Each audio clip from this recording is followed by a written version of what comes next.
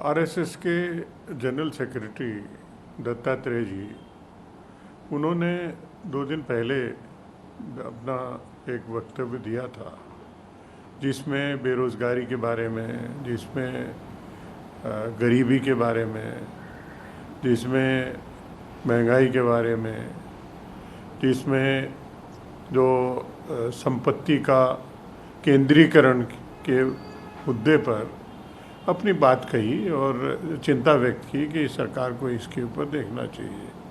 और यही मुद्दे जो राहुल गांधी जी निरंतर उठाते रहे हैं, यही मुद्दे जो भारत जोड़ो पद यात्रा है उसके मुद्दे हैं। और इसी के लिए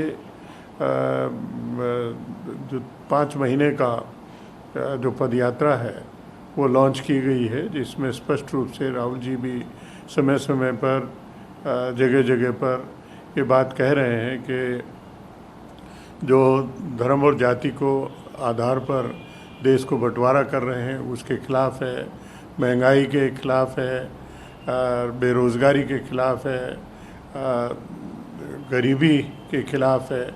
तो इन मुद्दों पर, और मैं समझता हूँ कि जो जयराम रमेश जी ने बहुत स्पष्ट रूप से कहा है कि जो भारत जोड़ो यात्रा के जो मुद्दे हैं उससे प्रभावित होकर आरएसएस के, जो कि वास्तव में समाज को बांटने का काम करने का प्रमुखता से करते हैं, तो वो भी बाध्य होकर और जो कांग्रेस पार्टी का जो एजेंडा है उसकी समर्थन कर रहे हैं, वो मुद्दे उठा रहे हैं। तो ये एक मैं समझता हूँ कि भारत जोड़ो अभियान की और कांग्रेस पार्टी की, राहुल गांधी जी की जीत है। सर, जम्मू कश्मीर के डीजी बीजेपी ये कह रही है कि जम्मू कश्मीर से आतंकवाद खत्म हो रहा है, दूसरी तरफ इस तरह की घटनाएं सामने आई। देखिए, जम्मू कश्मीर से जो समाचार आया है वो अत्यंत बेहद दुखद है और चिंताजनक है।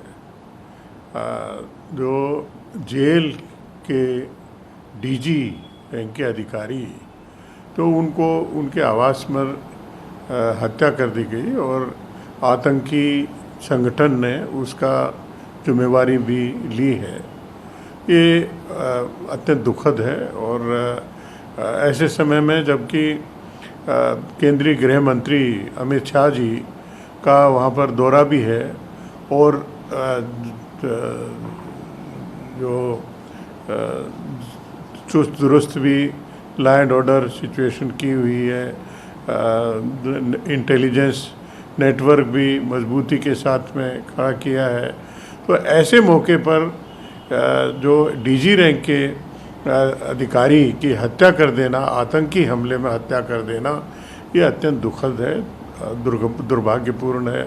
और ये सवाल खड़ा करता है कि जब जम्मू कश्मीर सीधे सीधे केंद्र सरकार हैंडल कर रही है, एक यूनियन टेरिटरी की हैसियत से लेफ्टिनेंट गवर्नर के माध्यम से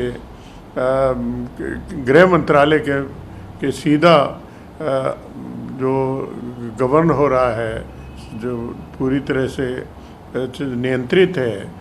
और ऐसे में कहाँ चला गया जो इंटेलिजेंस नेटवर्क और इंटेलिजेंस फेल्योर है। और क्लेम जो किया जाता है भारतीय जनता पार्टी के द्वारा, केंद्रीय सरकार के द्वारा निरंतर, कि 370 हटने के बाद, धारा 35 हटने के बाद, उनको यूनियन टेरिटरी बना देने के बाद स्थिति में सुधार हुआ है। तो इस तरह की घटना से होने से और उनके पूरे वादे के ऊपर सवालिया निशान खड़े हो जाते हैं। सर, शशि थरूर, ये नए सिरे से कांग्रेस की जरूरत है। देखिए, 17 अक्टूबर को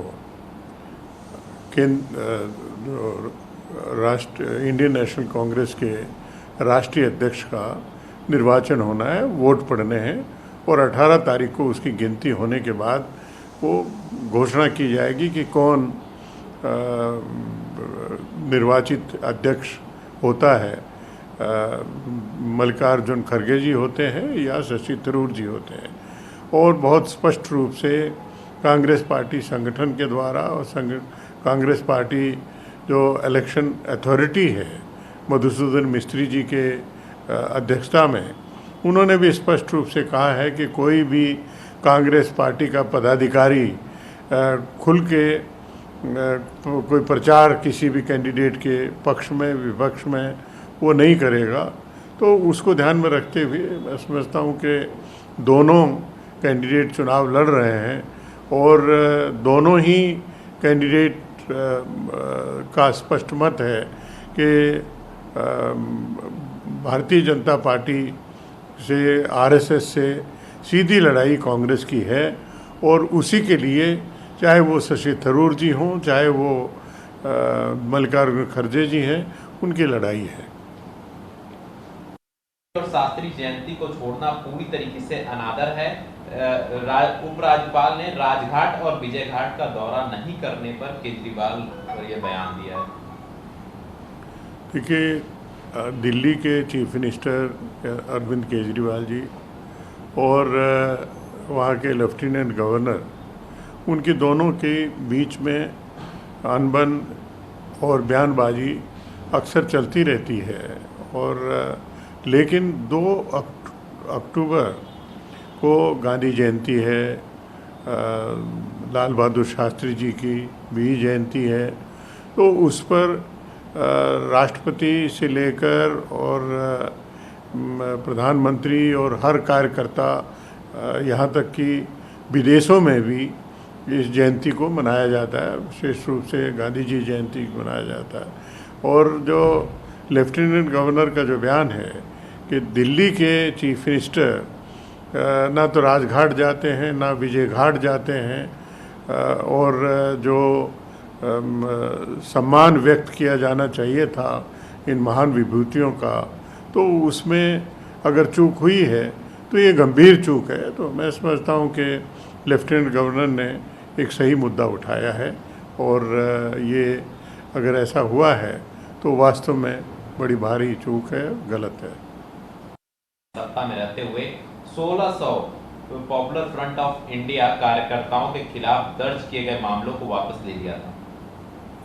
देखिए, भारत जोड़ो यात्रा जो कन्याकुमारी से प्रारंभ होकर और लक्ष्य श्रीनगर तक पहुंचने का, और जो तमिलनाडु केरला और से होते हुए अब कर्नाटक में प्रवेश कर चुकी है। और कर्नाटक में भी बहुत ज़बरदस्त स्वागत इस यात्रा का हो रहा है। और उससे विचलित होकर भारतीय जनता पार्टी कुछ न कुछ अन्य मुद्दे उठाकर और लोगों को भ्रमित करने का प्रयास कर रहे हैं। लेकिन राहुल गांधी जी भी स्पष्ट कर चुके हैं कि हम अडिग हैं और यात्रा पूरी तरह से विधिवत तरीके से चलती रहेगी, उसको रुकने का प्रश्न ही नहीं पैदा होता।